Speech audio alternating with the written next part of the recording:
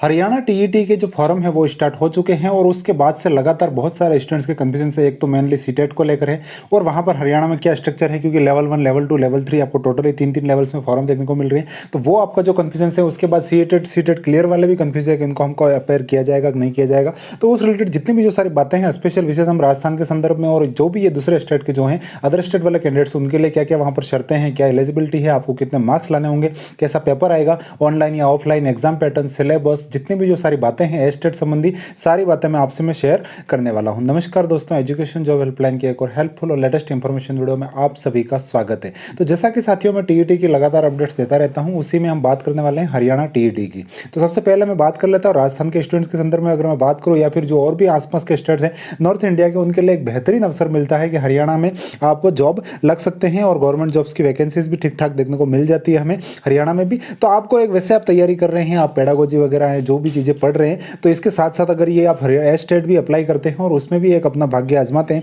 तो कहीं कोई बुरी बात नहीं है। क्योंकि कई बार क्या होता है, वैकेंसी नहीं आती तो कुछ आपका जो एक साल कहीं बीच में गैप देखने को मिल जाता है, चाहे आप राजस्थान में देखें या फिर और भी वैकेंसीज में देखें, तो उसका बेनिफिट आप उठा सकते हैं। तो स्टेट में जरूर शामिल हो सकते हैं, कहीं कोई बड़ी बात नहीं। मैं आपको सारी चीज़ें नॉर्मल लैंग्वेज में सारी बताने वाला हूँ। यहाँ पर ये board of secondary education Haryana Bhiwani का ये पूरा स्क्रीनशॉट मैंने ऐड किया है। आपको ऑनलाइन फॉर्म ही अप्लाई करना है, कहीं कोई प्रॉब्लम वाली बात नहीं। आपकी आईडी बनेगी, उसके बाद आप फॉर्म अप्लाई कर सकते हैं। बाकी कॉन्टैक्ट्स वगैरह आया तो अगर कुछ क्वेरीज बच जाती है, हालांकि मैं सारी बातें आपको क्लियर कर देने वाला हूं। इसके जो प्रोस्पेक्टस है उसमें टोटली 100+ पेज है, उसमें सारी बातें हैं। मैंने जो मोस्ट इंपॉर्टेंट बातें जो आपको पता होनी चाहिए वो सारी बातें मैं इस वीडियो में आपसे कंप्लीट शेयर करने वाला हूं। तो यहां पर अगर मैं बात करूं फॉर्म शुरू होने की, तो आपके 30/10/2023 से फॉर्म शुरू हो चुके हैं। 10/11/2023 फॉर्म भरने की लास्ट डेट है। 11/12 को आपको करेक्शन का डेट रहेगा और आपको 24 नवंबर को आपको जो है एडमिट कार्ड भी देखने को मिल जाएंगे और आपके दिसंबर में जो है एग्जाम इसका आयोजित करवाया जाएगा। वहां पर अभी तक दिसंबर स्टार्टिंग 2 दिसंबर की बात हमें देखने को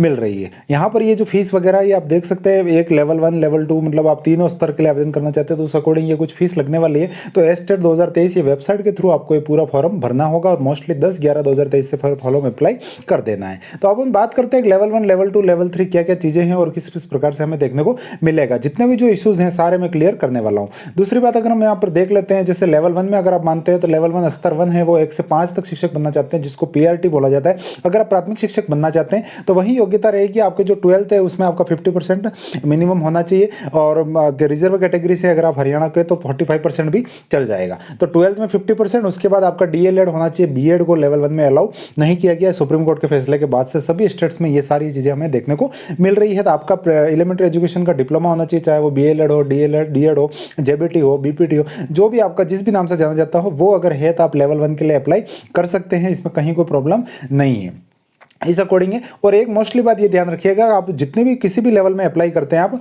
हिंदी या संस्कृत के साथ 10वीं में मतलब आपके 10वीं या 12th में 10th या 12th में आपका मिनिमम हिंदी या संस्कृत एक सब्जेक्ट कोई भी रहना चाहिए, ये कंपलसरी मांगा गया है। बाकी अगर हम बात करें टीजीटी 1 मैंने आपको लेवल 1 का बता दिया। लेवल 2 की मैं बात करूँ 6 से 8 के शिक्षक के लिए इसको टीजीटी बोला जाता है। तो टीजीटी में क्या होता है, सब्जेक्ट वाइज पद होते हैं। तो सब्जेक्ट वाइज पद में यही रहेगा कि आपका क्या होना चाहिए, बीएड एक तो क्लियर होना चाहिए, बीएड है, डीएड है, जो भी है तो वो आपका क्लियर होना चाहिए। उसके बाद आपकी ग्रेजुएशन है, ग्रेजुएशन में वो सब्जेक्ट होना चाहिए जिसमें आप अप्लाई करना चाहते हैं। जैसे सामाजिक विज्ञान में अप्लाई करना चाहते हैं तो इनके जो सब्जेक्ट का कॉम्बिनेशन है, जैसे इनमें से आपका कोई भी अगर मान लो आपके इसमें से अगर आपके सब्जेक्ट हैं, कोई भी 2 सब्जेक्ट मिनिमम आप बन रहे हैं, 2 सब्जेक्ट मिनिमम आपके अगर हो रहे हैं तो आप एसएस में अप्लाई कर सकते हैं। इसी अकॉर्डिंग बीएससी के रूल्स हैं, उसी अकॉर्डिंग जो और लैंग्वेज है, जैसे आप मान लो इंग्लिश लिटरेचर में अप्लाई करना चाहते हैं टीजीटी, तो उसमें आपका ग्रेजुएशन में इंग्लिश लिटरेचर होना चाहिए। और अगर आपने बीएड वगैरह कर रखी है, मिनिमम 50% के साथ ग्रेजुएशन है, तो आप इसमें अप्लाई कर सकते हैं। ऑनर्स के मामले में उम्मीदवार को पहले दूसरे वर्ष में अन्य 2 विषयों का अध्ययन किया हुआ होना चाहिए। तो वो सारी चीज़ें आप विस्तृत नोटिफिकेशन में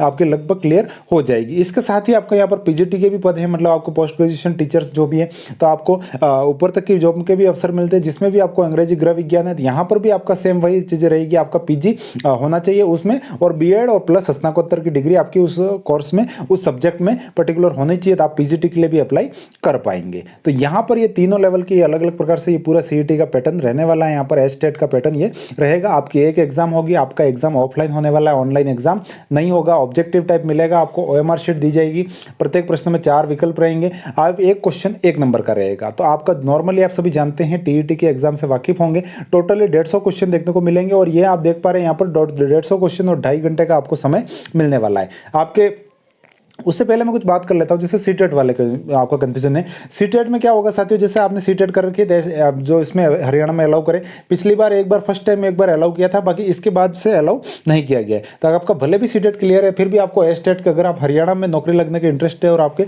लगता है कि आप वहाँ पर अपेयरिंग हो सकते हैं, उनकी भर्तियों में आप अपना भाग्य आजमाना चाहते हो, तो आपको एस्टेट में जरूर अप्लाई करना चाहिए। सीटेट मेरा क्लियर है तो ये इसमें अलाउ कर देंगे, ऐसा कोई नहीं है, रूल्स कई बार चेंज होते रहते हैं, तो आपको भरोसे नहीं रहना। एस्टेट को जरूर आपको फॉर्म भर के आपको क्लियर कर लेना। बाकी एस्टेट की मार्कशीट आपके 7 साल तक ये पात्रता है, ये वैलिड रहने वाली है और आगामी जो भी भर्ती आएंगी उसमें आप शामिल हो पाओगे, तो एक बेहतरीन अवसर आपको इसमें देखने को मिलता है। तो यहाँ पर ये आपके 5 विकल्प देखने को मिल जाएंगे। बाल विकास रहेगा, वही आपका मनोविज्ञान हो गया। उसके बाद लेवल 2 में भाषा रहेगी, हिंदी अंग्रेजी 15-15 क्वेश्चन आने वाले हैं। फिर आपका जीके का पार्ट आ जाएगा, जिसमें केवल हरियाणा का जीके 10 नंबर का है, बाकी आप मात्रात्मक योग्यता, तर्क क्षमता अदर स्टेट वाले आराम से कर पाएंगे। और ये 10 नंबर का ये पार्ट है, थोड़ा आपके लिए वीक रह सकता है। बाकी आपको अगर आप देखते हैं, अगर इसमें क्वालिफाइंग मार्क्स की बात करें तो 90 नंबर आप इजी वे में बना सकते हैं। आपको बस इतनी सी बात है कि आपको 140 में से 90 नंबर बनाने हैं, और हरियाणा का लोकल है वो 150 में से 90 नंबर बनाएंगे, क्योंकि 10 नंबर का हरियाणा जी के आ रहा है, तो इतना कोई ज़्यादा बड़े इशू वाली बात नहीं है। तो ये कुछ हो गया आपके जैसे ऑब्जेक्टिव टाइप पेपर आने वाला है, और ये सारी चीज़ें मैंने आपको बताई दी।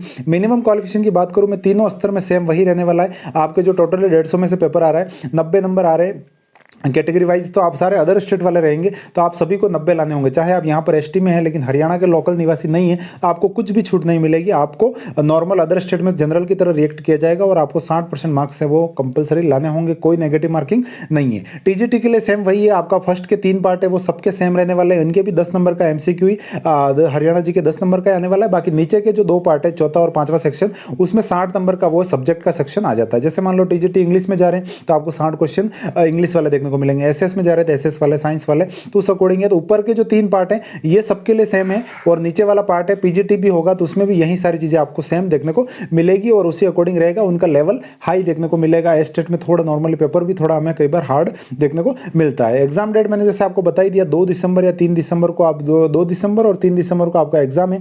24 नवंबर को आपके जो है एडमिट कार्ड वेबसाइट पर आ जाएंगे, जो शेड्यूल इन्होंने दिया उस अकॉर्डिंग। तो इसमें आपको तीनों स्तर के एग्जाम में आपको 150 मिनट की अवधि मिलेगी।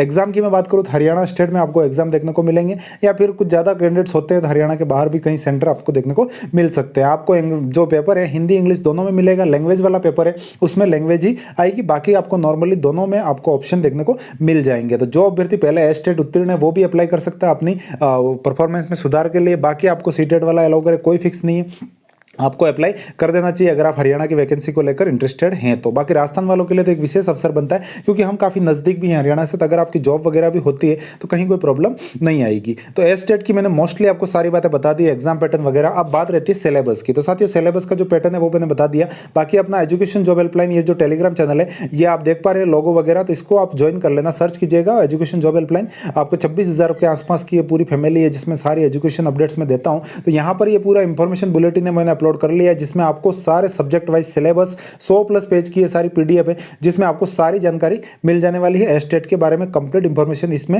इस पीडीएफ में आपको देखने को मिल जाएगी, तो इसको आप विजिट कर सकते हैं। बाकी टेलीग्राम चैनल ज्वाइन कर लीजिएगा, यूट्यूब चैनल है उसको सब्सक्राइब कर लीजिएगा। और कुछ कंफ्यूजन बच रहा है तो जरूर मुझे कमेंट्स कीजिएगा, मैं रिप्लाई करने की पूरी मैं कोशिश करूंगा। तो साथियों मैंने मोस्टली कंफ्यूजन आपके क्लियर किए होंगे। वीडियो कैसा लगा कमेंट्स करके बताइएगा। मिलेंगे और किसी नई अपडेट के साथ, तब तक के लिए जय हिंद, वंदे मातरम।